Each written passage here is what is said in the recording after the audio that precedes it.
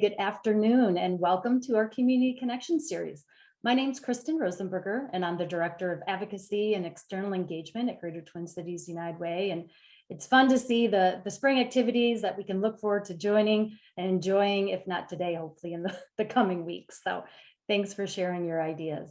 It's also a very exciting day here at United Way.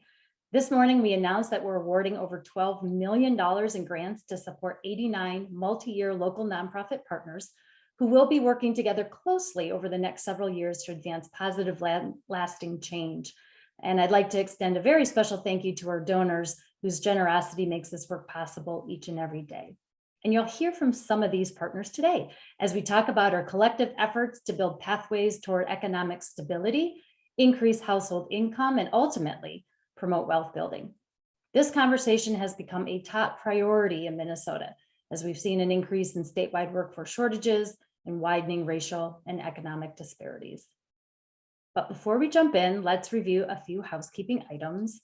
As you see on the slide, if you experience any technical issues throughout the event, please feel free to email Isabella Shang for assistance. Her email address is in the slide, or maybe even easier, you can just direct message her right in Zoom.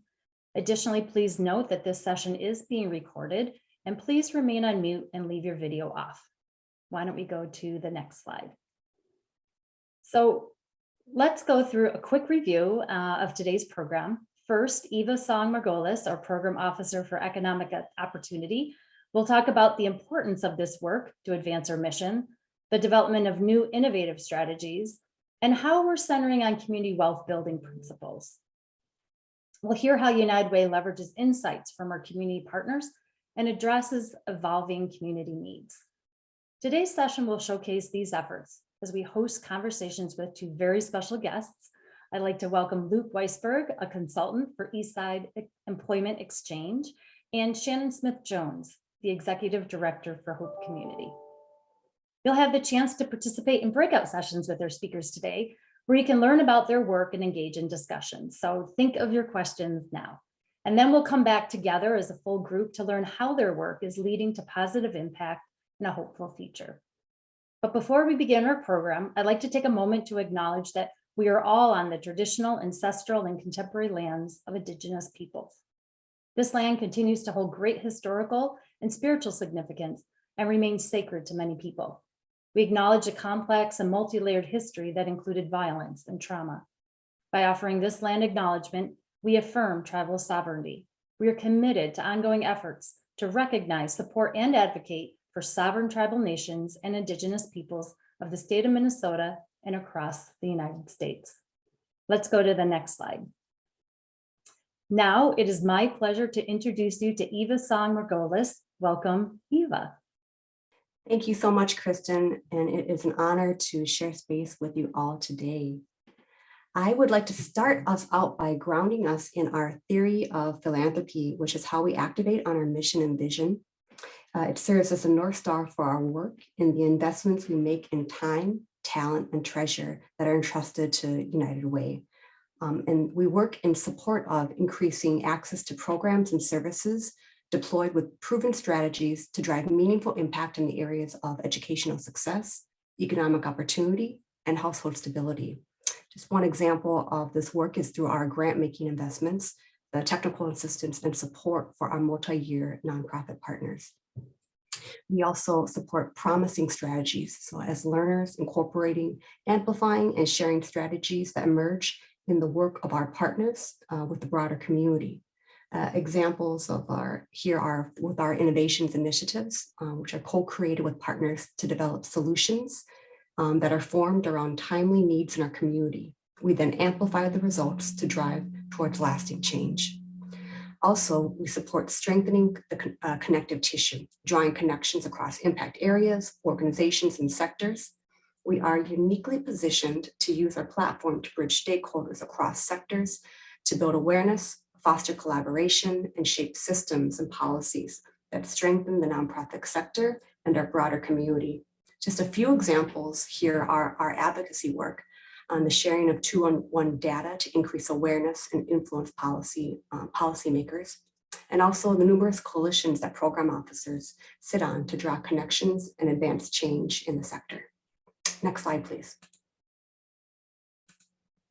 In order to disrupt inequities by income, race, and place, we focus on 3 areas of impact: household stability, economic opportunity, and educational success, which are all supported by our 5 core pillars: 211, nonprofit partnerships, advocacy, innovation, and business partnerships. Household stability serves as the core of our impact strategy. It serves as the basis upon which to build educational success and economic opportunity, and is the persistent #1 reason why people call 211.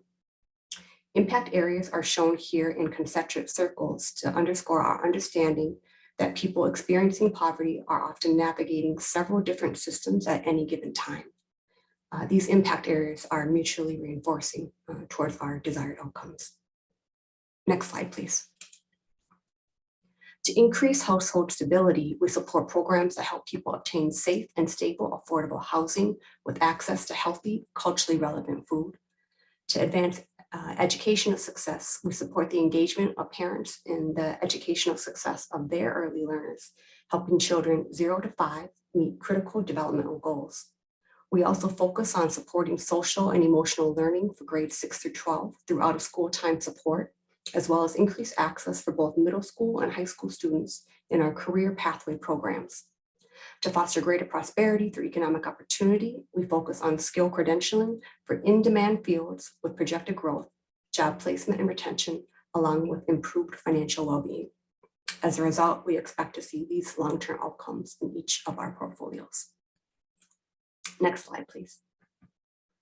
So I'm really excited to share about some of the new strategies in our economic opportunity impact area.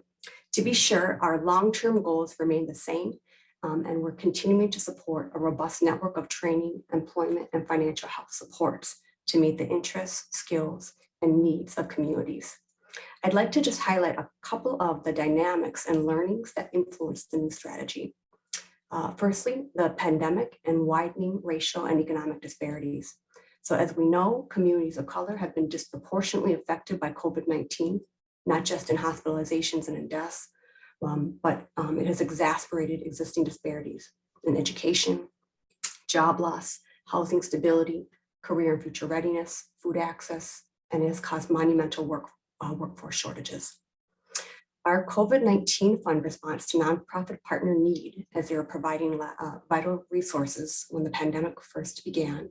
One of the learnings from nonprofit partners through that fund was that rather than isolating themselves, they built strategic partnerships and collaborations to reach and support more community members, creating new systems and solutions, many of which will continue throughout. Also, as a part of the Twin Cities Were Built for the Future Fund that supported organizations who distributed funds and provided technical assistance to Black, Native, Asian, and Latinx small business owners who were affected by the civil uprising following the murder of George Floyd by Minneapolis police. We asked our nonprofit partners to share their recommendations on how United Way and others in philanthropy might support ongoing efforts towards racial equity systems change, especially as it relates to especially as it pertains to safeguarding cultural business corridors from displacement. Some of the recommendations included the need for continued grant making to be able to provide the technical assistance and support, as well as support to build and expand grant and loan funds of agencies serving these businesses. Also, support for co-ops, land trusts, and other collective ownership methods that spread local control of neighborhood assets to the broader community. And finally, to ensure that redevelopment is done according to values identified by the community. Lastly, another learning and dynamic here is that understanding and strengthening people's economic opportunity or the financial security of their households, we need to ensure that the market provides a range of safe, affordable, and accessible financial products that meet the transactional, savings, and credit needs of low to moderate income households, and to establish consumer protections that enable all households to participate fully and with confidence and trust. So economic opportunity has traditionally focused on increasing people's income, right, through career pathways, leading to greater job placement and advancement. And we've also supported increased access to services where financial goals are set and achieved. In holding that wealth is also about the ability to have meaningful options. So when you can strategize around important life opportunities rather than live paycheck to paycheck, you can really strategize and take advantage of opportunity and plan for that. We're put really powerfully by famed sociologist Melvin Carter: income feeds your stomach, assets change your head, right? So we understand we must tackle disparities in wealth, not just in income, and that we must continue to foster spaces for complex collaboration, as well as understanding that the role of BIPOC small business ownership is essential for economic opportunity.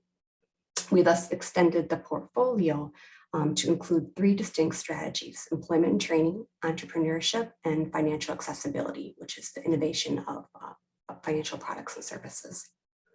We'll continue to center employment and training, elevating participant-centered programming that results in individual-level career growth and also positively influences the inclusivity of employer hiring, retention, and advancement practices. And we're really interested to raise up best practices that demonstrate how nonprofits and employer partnerships are working, especially in this area. I'm excited for the conversation with the Eastside Employment Exchange today, who's doing some really innovative cross-sector collaborative work to drive racial equity change in workforce development systems. Their partners, everyone in those, a part of those partnerships, also necessarily, in addition to providing employment and training service, provide vital housing, food and food system security work, as well as educational services. It's really important to name. You can't underscore just the absolute cross-sector and interwoven relationship of all of these services. In addition to increasing individual financial security as wage-earning employees, it's also essential, right, to support entrepreneurs of color who, through small businesses, increase their personal financial health and also directly enhance the economic lives of local communities. We see entrepreneurship also as a strategy to increase personal and community financial wealth, and acknowledges entrepreneurship as a cornerstone solution in addressing the ever-growing racial wealth gaps. Finally, innovations to financial product and services are needed for communities who have been, at best, excluded from financial mainstream tools, and at worst, whose land, bodies, and labor were used as currencies for others' financial wealth and gain. Accessing non-predatory financial products and services that safely and conveniently grow individuals' financial wellness are essential. To that end, economic opportunity supports organizations with proven service delivery models to advance financial accessibility, innovations that center the immediate financial health of Native, Black, Latinx, and Asian communities through the integration of a new financial product. And I'm really excited for the conversation here with Hope Community, who is doing groundbreaking work at the cross sections of community development, housing, wealth building, with a highly innovative financial innovation. Just want to underscore too that economic opportunity continues, right, to intersect across United Way's 5 core pillars and our work and our work across our 3 impact areas. Updates to the economic opportunity strategy, we believe, just further strengthens the interconnectedness of our work and underscores the limitless possibilities for collaboration. Next slide, please. I'd like to touch on community wealth building here very briefly. So economic opportunity is looking to community wealth building, community wealth building approaches to inform its work and relationships. Put really powerfully by the Democracy Collaborative, quote, community wealth building is a systems change approach to community economic development that works to produce broadly shared economic prosperity, racial equity, and ecologically sustainability through the reconfiguration of institutions and local economies on the basis of greater democratic ownership, participation, and control.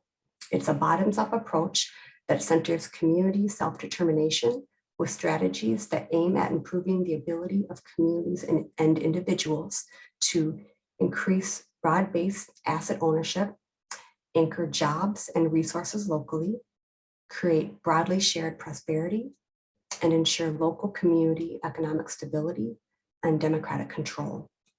It also necessarily holds that true community wealth building must be reparative and inclusive by design, so that it delivers for those who have historically been most excluded, marginalized, or exploited. And I look forward to understanding, and I think through as we move into the conversations and the breakout rooms, kind of underscoring some of these principles here. Next slide. So it's my great pleasure. I'd like to just do a quick introduction to two individuals who will be a part of the panelists. I'm going to read just a quick brief bios and then let them provide a little bit more context about their organization's work. First off, Luke Weisberg staffs the Eastside Employment Exchange. He is also a senior partner owner of Luke Works, where he brings value to client relationships, especially in the area of synthesizing interests and opportunities for collaborative partners. Luke was previously executive director of the Governor's Workforce Development Council from 2000 to 2005. He's held a leadership and management positions in nonprofit organizations focused on employment and housing issues in Chicago, New York, and Philadelphia. Luke, I will give it to you for a very brief introduction of your organization's work. There's so little to say beyond that lovely introduction. No, thank you. So I'm one of the lead staff people for the Eastside Employment Exchange. The exchange has been around now we've been active for about 5.5 years, almost 6, I think. And it's a collaborative of now 14 partners working together primarily toward workforce outcomes, more and better workforce outcomes for the east side of St. Paul. We also have among our partners folks who do other work beyond employment and training. So there's related work around the edges, but our core kind of bread and butter work is around helping to change the experience for east side job seekers, get better outcomes for them, for east side employers, and then for changing and improving the relationships among the community-based providers who are our partners. Thanks. Thank you so much, Luke. We look forward to the conversations in the breakout rooms. Next, it's my pleasure to give an introduction to Shannon Smith-Jones, who serves as the Executive Director of Hope Community. She has more than 15 years experience in community development, affordable housing development, community engagement, and housing justice. With her deep commitment to community voice and asset building frameworks, she has quickly become a national leader in the anti-displacement field. Shannon. Thank you so much, Eva, for that introduction. Hello, all. I am Shannon Smith-Jones, as Eva stated, the Executive Director of Hope Community. This is an organization that has been in the Phillips community for 45 years this year, using housing as a stabilizing force in communities. So right now we have close to 300 units of housing. 75% of that is affordable at 50% area median income and lower. Other strategies are through community ownership, which we'll talk about a little bit today, organizing training, organizing through art, food justice work, and leadership development with youth. And so we really have a community building asset-based approach based on listening to community. They do have the answers to the things that they need in order to be successful. And so I'm excited to be here today and share more about the work that Hope does. Thank you. Thank you so much, Shannon. Thank you both for being here, and we look forward to these conversations. I am going to pass the mic next to Kristen, who is going to get us into the conversations. Great. Well, thank you, Eva, Shannon, and Luke. As we had mentioned, we're going to bring you closer to our work by spending the next 20-25 minutes or so in separate breakout sessions with Shannon and Luke, along with members from their teams. It's my great pleasure to share space and facilitate this conversation with our partners at Hope Community. Shannon Smith-Jones, Executive Director, previously gave the introduction. We're also joined by our colleagues at Hope, Will Delaney, Associate Director, Mayun Yahye, Community Ownership Project Coordinator, and Maggie Odi, Community Development Project Manager. Welcome all again, and thank you so much for being in conversation. I am just going to kick us off with an opening question. And again, for everyone in the audience, we're all, hope, a part of the conversation here. Please just put your questions into the chat, and I will raise them up. So I'll just start us off. The first question: can you talk about how the community ownership program is creating greater accessibility for communities who have frequently been excluded from wealth building opportunities?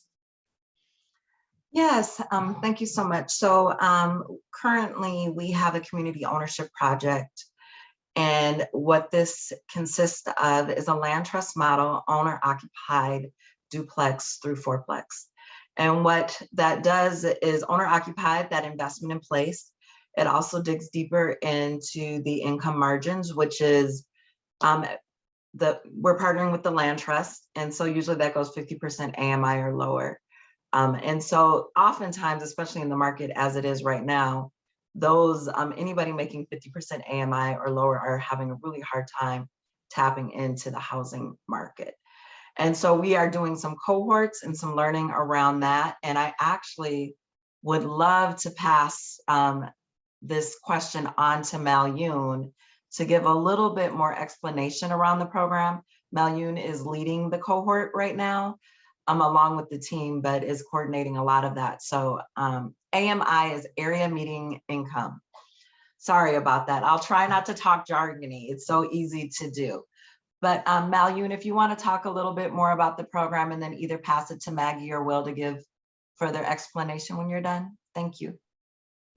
Yeah, so this program was started 2020. The reason this program was started was we noticed that a lot of people are paying a lot of money for rent, and people are getting pushed out to live, the suburbans where they don't have all this resources that they need, and the community resource, the language, the culture, all that stuff. So as a nonprofit, we created this program during the pandemic. So we thought that we want to, since we own duplexes, we were like, we own duplexes. We know other nonprofits own duplexes. Why don't we create this program where it allows our residents and the people in the community to become homeowners? So since then, we have people from all over the community attending our training. So far, we did 4 cohorts. We're almost ending our 4th cohort today. So we had over 23 graduates. People are still working on their credit. Right now, the biggest barrier for people is a credit and building their credit and getting that credit up so that they can be able to buy a duplex.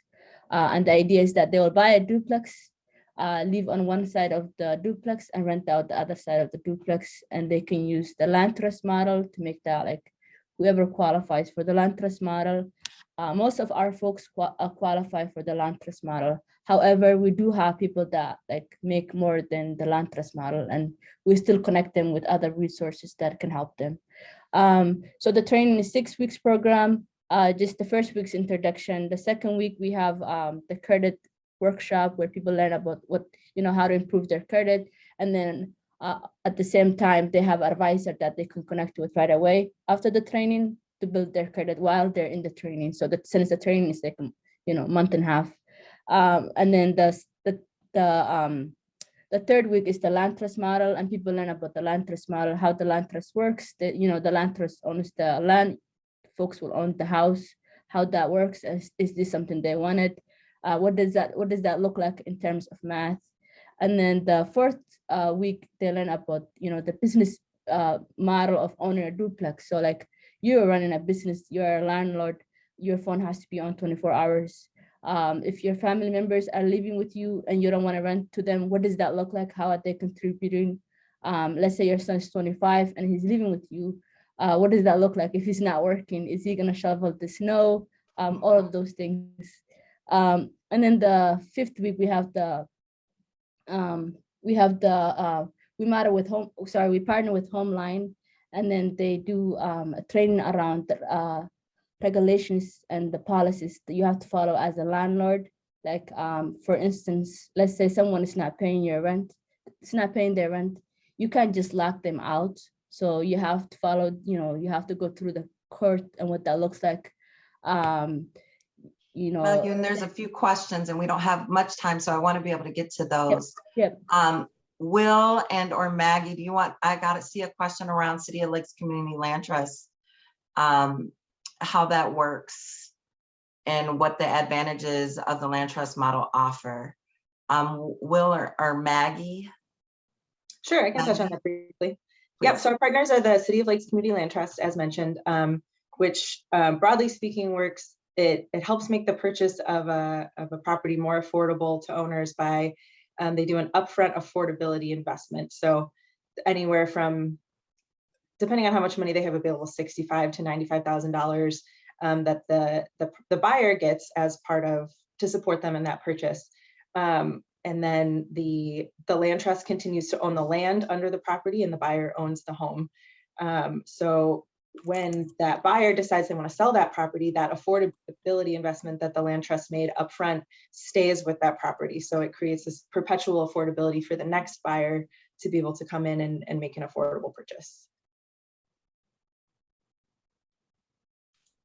Thank you so much for explaining that really complex and just really, it sounds so ingrained with community. The entire program seems entirely influenced by community input, which is really the crust of Hope Community's work.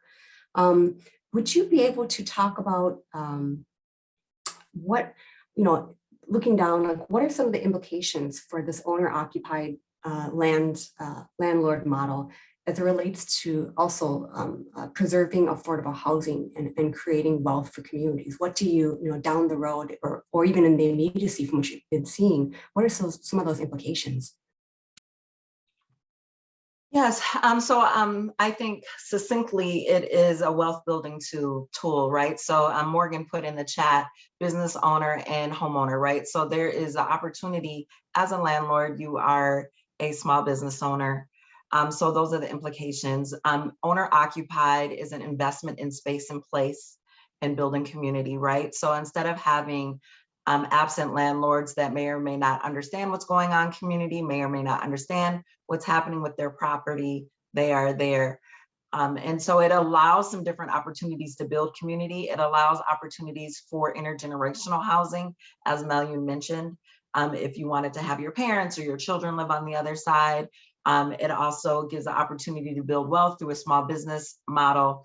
And so I think there's a lot of opportunities. This is a really great tool, and it allows people to have wealth building at a lower income than what would normally be feasible if this was presented, if you're using the regular standards. The land trust model takes off a certain amount of money. I saw that question. So if the land is worth $30,000 and the house was worth $200, then those folks would pay $170, right? And then they would pay a lease on the land. So it brings the affordability down to make it more, so more people have opportunity to jump in on there. Thank you. We have, I believe, a little bit less than 1 minute left. My apologies, I wasn't able to see the chat. Now I can. Could you just talk about how our county and state agencies engaging with Hope on this project? Will, can you hop in on that real quick before we get? Sure. Absolutely. Thank you for that question, Stephanie. We do have some support and engagement with Minnesota Housing at the state level, who supported kind of our early exploration of this. I would just say as to what are the implications, one of the implications that we've been trying to make to some of the funding partners, city, state, county, otherwise, is that there's constant money and attention going to these small multifamily properties, particularly on the rental side, on the enforcement side. We think it's actually much more cost effective to help invest in people to own the land, own the property through the land trust, through these mechanisms. So while we've got some relationships, we would love to develop more, because I think this model, proving it out, shows the value of just investing directly in people and the power of ownership in this sphere. So that's kind of what I think we're hoping to get out of it. Ann Soto, and I get to be the host for the second breakout room. And in this breakout room, we're going to get to hear from Luke and Rachel, who are leaders in the Eastside Employment Exchange. And a bunch of you were already off video, so that's great.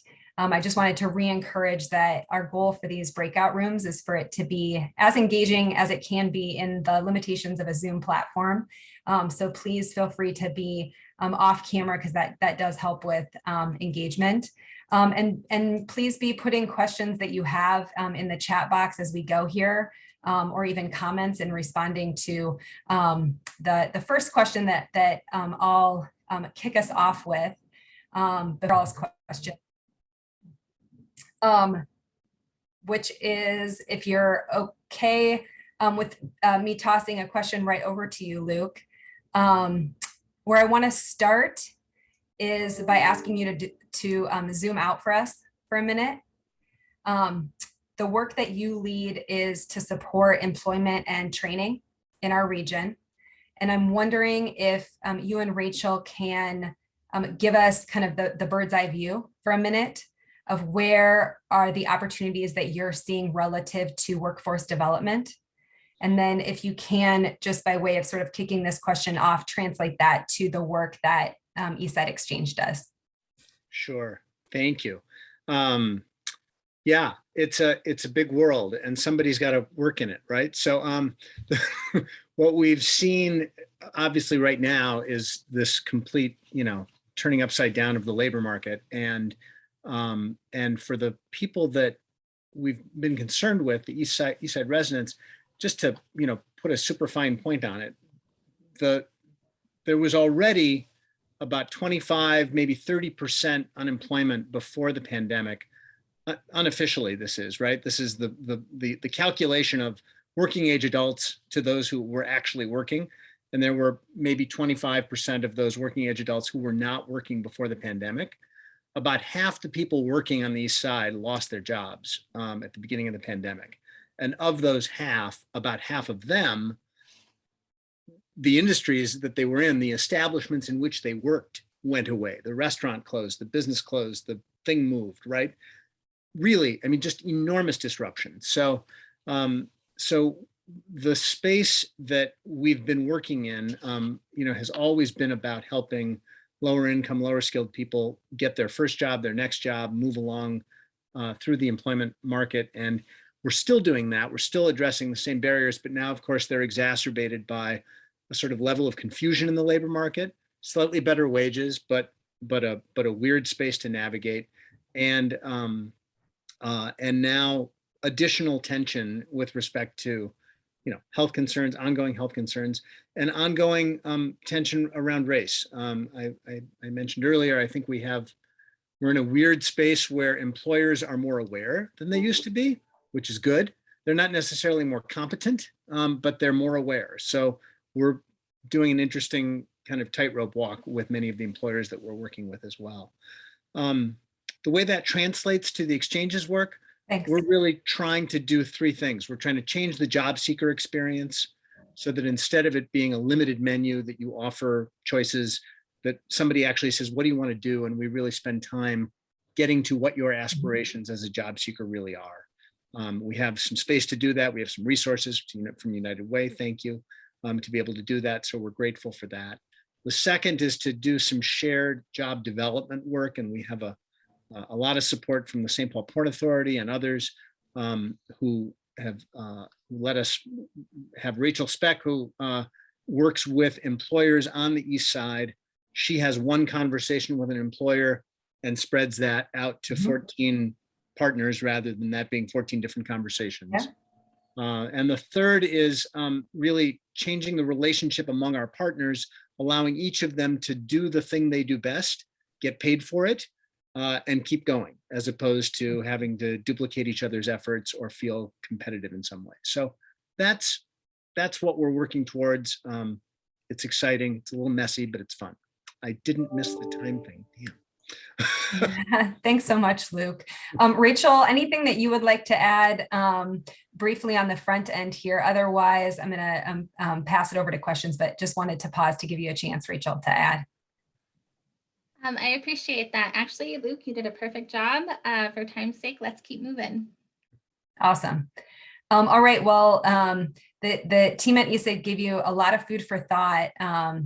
What questions do you all have? Please feel free to put them in the chat. I see one from Stephanie, so that'll be the one maybe that I go to first, but welcome you to also just come off mute and ask your questions after I ask this first one. Stephanie has a question for you, Luke and Rachel, which is how is the xChange partnering with East Side area businesses to fill the gap in the labor market for job seekers impacted by COVID? Yeah, we're continuing to work with businesses that are in and around the East Side to kind of identify their labor needs. As was mentioned in the earlier session, there's the first split now is, can it be done remotely or hybrid, right? And we've got a lot of job seekers that are looking for that and trying to figure out if we can strengthen their kind of tech barriers, get over their tech barriers so that that's a more regular and expected opportunity for them. So that's, I think that's the primary work there, is trying to both help employers figure out what can be done remotely, and then helping job seekers figure out what they can do remotely if they want to. Yep. And I know at AIFC, at Rachel's organization, they've done a lot of work with job seekers who are realizing that they could work remotely, and in many cases they need to, but aren't fully set up for it. So yes, makes perfect sense given the context. Stephanie, any follow-up questions to that? Otherwise, I will move us, maybe just for the sake of time, I'll go ahead and move us. Shirley, I see you on camera. Would you like to ask the question that you have for yourself? Yeah, so I was just wondering if your organization is working with entrepreneurs to get them working. I was just thinking about that other bubble, or are they focused on just finding employment in a typical employer-employee relationship? Most of our work is on the second, is helping place people in jobs in a more typical relationship. That said, one of our partners is the Latino Economic Development Center. They, of course, are very focused on entrepreneurship, as is Clues to a degree. We're exploring, in a couple cases, we've explored with employers, is there a way that you would be interested in subcontracting some chunk of the work you do to a group of people or a co-op or a company versus hiring 6 employees to do this work? That's a very slow conversation, but we introduce that concept in most of our employer conversations. Thanks so much for that. That was a great question and theme to hit on. Others, where would you like to take the conversation? Actually, I want to build on that last question for Luke and Rachel. Hello, Luke.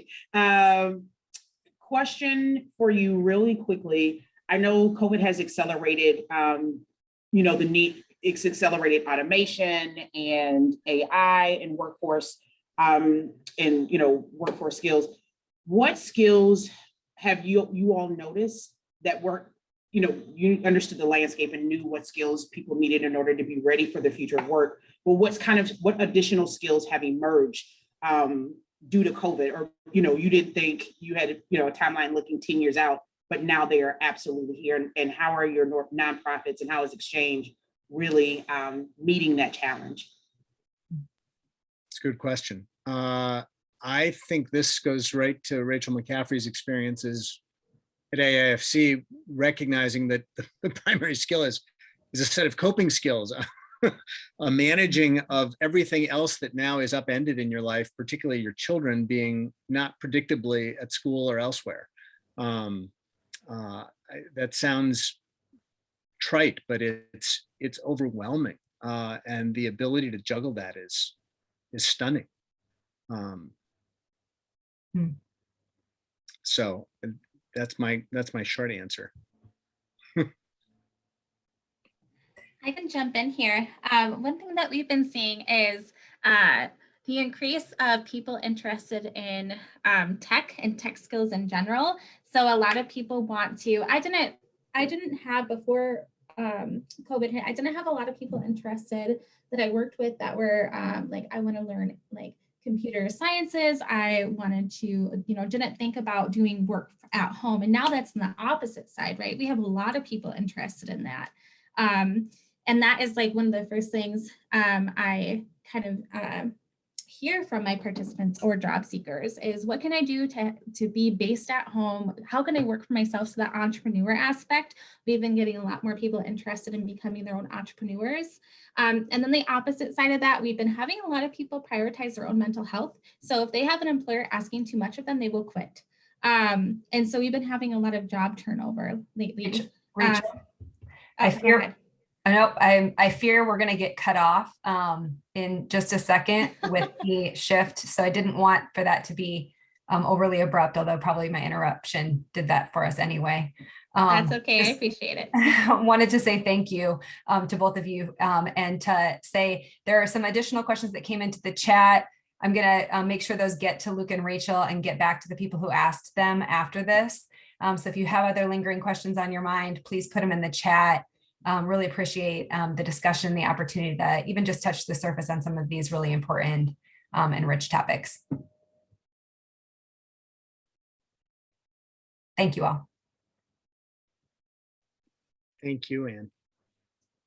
Welcome back, Shannon and Luke. And those were, just to say, those were incredibly powerful and fast-paced conversations. I think my brain is still spinning, trying to take in all of that amazing information. So I would like to just pose a question to the both of you, and that is, what are you excited about for the future? What are you excited about for the future? What gives you hope?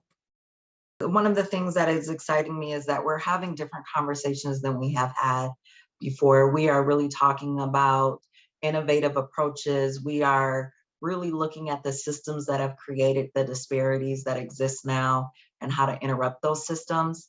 And I think the more that we can think outside of this normative way of thinking that we've been kind of trained to think that this is the way it has to be for community ownership, or this is the way it needs to be for wealth building, that we can continue to start breaking those systems that have created the disparity. So I'm hopeful about how the narrative is shifting, how people are talking about things differently, and the level of intentionality that is out here in the world, that where people are really starting to really struggle with this in a more comprehensive and deep way.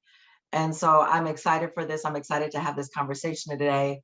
Hopefully people walked away with some nuggets that they didn't have before. So I greatly appreciate the opportunity. I share your sense of hopefulness, Shannon, about different kinds of conversation, different kinds of opportunity. And I think I'm most hopeful about really two things. One is taking that sense of changed, I'm going to describe it as changed boundaries a little bit, and say that there's an opportunity for people to really dig into their aspirations regardless of race, ethnicity, wealth, skill, background, in ways that I'm a little hesitant, but I'm hopeful that we're seeing the opportunity to break through some of those boundaries, and people can have opportunity to really pursue the things that are most meaningful to them. So that's one thing. And the other is I'm hopeful that we're changing the way we work. I mean, I think one of the good things about the pandemic is that it really broke open people's understanding of not just physically that, we have to be on Zoom or could be on Zoom or whatever, but that we can ask the question, what do you do here at this organization or in this business? And how could this work be done potentially differently? Because I think that opens up all kinds of doors for entrepreneurship, for other ways for people to do work. And I think there's a lot of opportunity in there. So I'm hopeful about that too. It's a good question to think about though. Thank you. Thank you both. I think one thing that, if I might, one thing that gives me, that I'm excited about in just listening to both of your remarks, as well as all of the space shared today at this event, and just feel like with vigor, like a renewed sense of a deep centering of community voice, and the related kind of pivoting and enhancement of new tools to be able to do that. That's also necessarily done with the lens of racial equity is incredibly important and also exciting. So thank you both for your remarks today, as well as all the time for your colleagues to come and share space with us. It's been a joy. With that, I'm going to pass the mic back to Kristen.